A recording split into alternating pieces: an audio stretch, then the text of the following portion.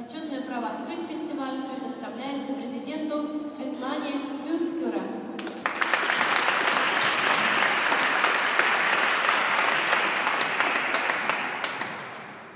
Hyvät kutsuvieraat, osanottajat sekä arvoisa yleisö. Toivotan teidät tervetulleiksi ensimmäistä kertaa järjestettävän Jean Sibelius Fest -kuorokilpailuun Turkuun. Kilpailu on nimensä mukaisesti omistettu Jean Sibeliukselle. Haluan samalla esittää kiitokseni Mikhail Slavkinille ja Venäjän säveltäjien liitolle, jotka ovat toimineet käyntiin panevana voimana tässä projektissamme.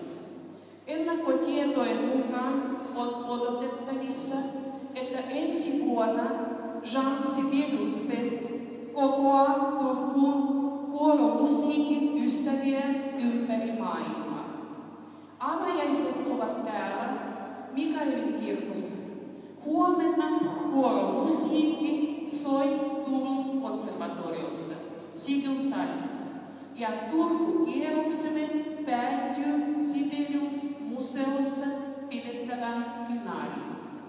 Kaikki 3 musiikkifoorumia sopivat hyvin kuoromusiikin esittämiseen ja ovat akustisesti erinomaisia. Turku oli viime vuonna Euroopan kulttuuripääkaupunki. Turun juhlavuodesta 2011 alkaen olemme järjestäneet useita festivaaleja. Nyt avattava kuorofestivaali on järjestyksessään 9. Syksyllä meillä oli Wind Dance and Melody Fest, talvella Northern Lights, keväällä Bravo Turku ja kesällä Skandinavian Wave-festivaali ja kesän leiri. Toivon festivaalin presidentinä ja muun henkilökunnan puolesta, että viihdytte kanssamme Turussa.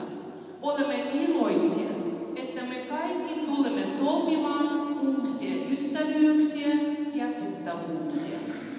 Toivotan lopuksi kaikille osanottajille ja kilpailijoille onnea ja menestystä niin taidekilpailussa kuin jatkossa myös elämässä.